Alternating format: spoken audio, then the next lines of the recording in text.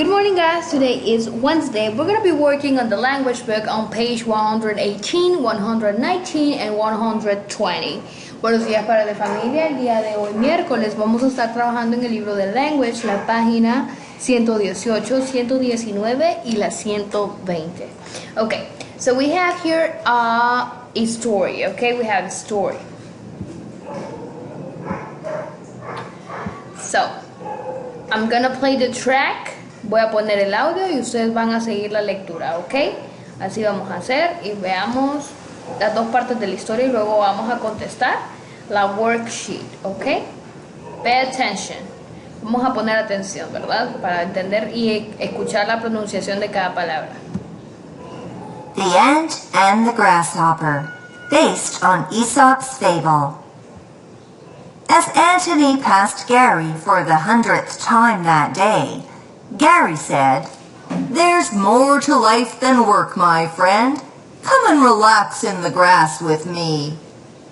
Antony replied, "I'm collecting food for winter time. An important job when the weather is fine. You should get ready too."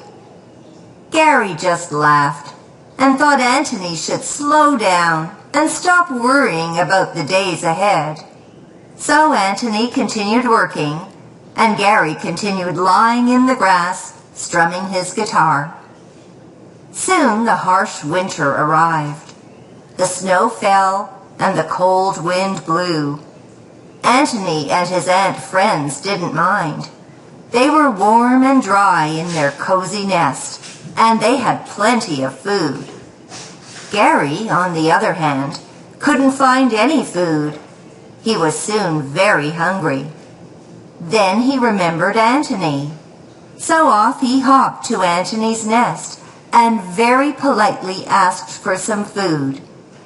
Antony listened to him, but then he said, "If you stored your own food over the summer like us, you wouldn't be hungry in winter." "Yes, but if you were generous and unselfish, you'd share some of your food with me," replied Gary. Antony consulted with his ant friends.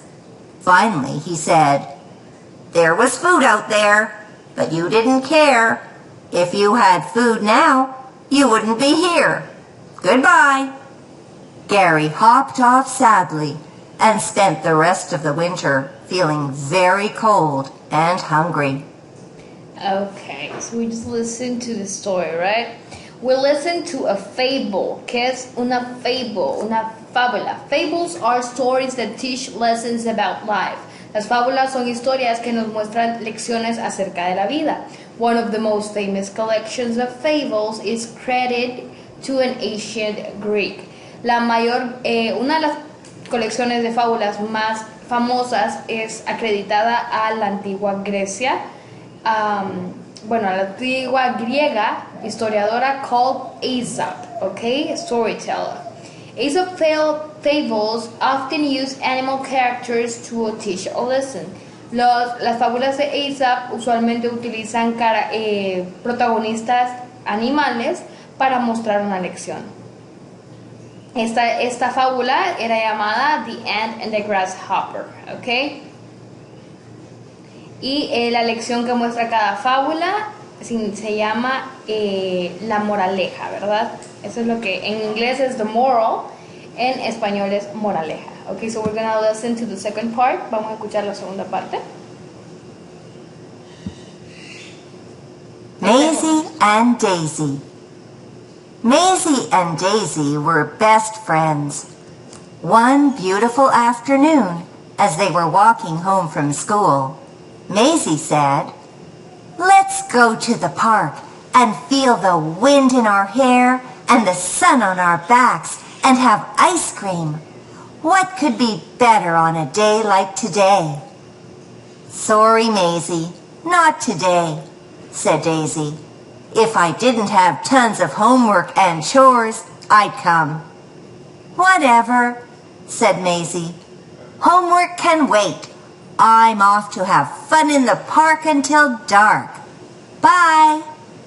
And she skipped off by herself while Daisy walked home. The next day, on the way home from school, Maisie said to Daisy, "Why don't we go to the swimming pool? It's such a beautiful day. If we went, we'd have so much fun. We could swim and dive and jump in the cool blue water." "Sorry, Maisie, not today.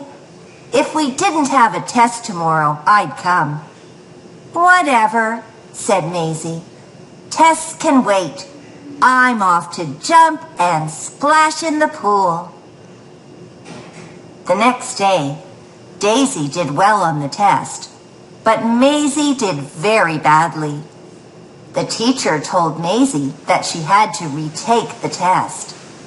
On the way home from school, Maisie was very sad. Daisy asked her, "What would you do if you didn't go to the park or the pool after school?" "Boring stuff, I guess, like homework or chores," Maisie said. "But if I did those things, I wouldn't have as much fun." "Maybe not," said Daisy.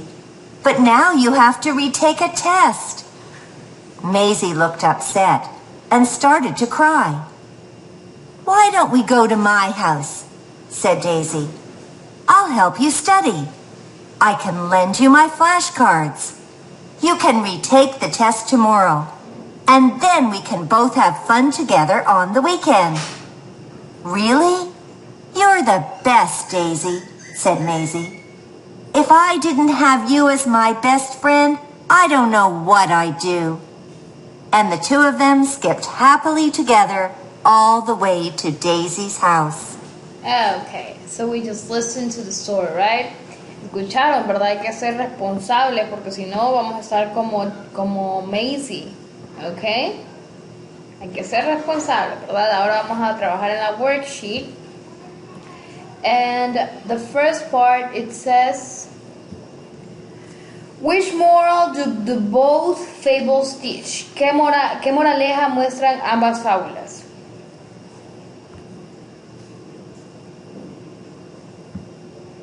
Work hard now to prepare for the future. Trabajar duro hoy para prepararnos para el futuro, ¿verdad? Esta es la moraleja que nos dejan. The second part, we have compare and contrast the fables. Sort the sentences in the Venn diagram. ¿Qué es un diagrama de Venn? Un diagrama de Venn es justamente esto que tenemos aquí, un Venn diagram.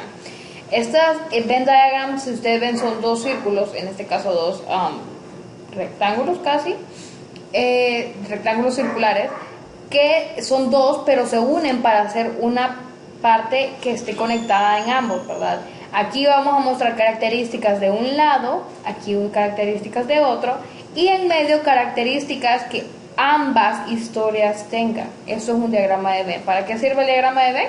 Para mostrar similitudes entre dos cosas, ¿ok? So, number one will be, one character works hard, ¿ok? Two, one character plays instead of working. Three, the characters are animals. Esto solo pasa en The Ant and the Grasshopper, ¿ok? 1 and 2 pasa en ambas historias. Number 3 pasa solo en The Ant and the Grasshopper. Number 4 pasa solo en Maisie and Daisy, que es the characters are people. Number 5, the story is set in the city park. Eso solo pasa en The Maisie and Daisy. Number 6, the story is set in the countryside, just on The Ant and the Grasshopper, solo en The Ant and the Grasshopper. Number 7, one character helps another. Eso pasa en Maisie and Daisy, ¿verdad? Solo en Maisie and Daisy se ayuda uno al otro. Number 8, one character refuses to help another. Okay, eso solo pasa en The Ant and the Grasshopper. Number 9, one character is selfish. Uno de los personajes es egoísta. That happens only on The Ant and the Grasshopper. And number 10, the character is generous. That only happens in Maddie and Daisy, okay? Así quedaría esa parte. And the third part, okay, we have comparing and contrasting text. Eso es lo que acabamos de hacer con el diagrama de Venn, ¿verdad? With the Venn diagram. When you read two similar stories, cuando leemos dos historias similares, ask yourself how they are similar and different.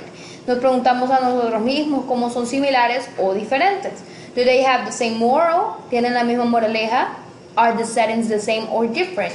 ¿Son las situaciones iguales o diferentes? What parts of the plot are the same? ¿Qué partes de los problemas son iguales? And do the characters make a different decisions? Si los protagonistas hacen decisiones diferentes, ¿verdad? Todo esto hay que compararlo y lo contrastamos en el diagrama de Venn, en lo que acabamos de hacer. In the third part, we have find the words in the text, complete the sentences. So number 1 will be the ant built their nest on the ground. Number 2, my little sister was so happy that she skipped down the street instead of walking. Number 3, they knew she was upset because she looked sad and didn't want to talk to anyone.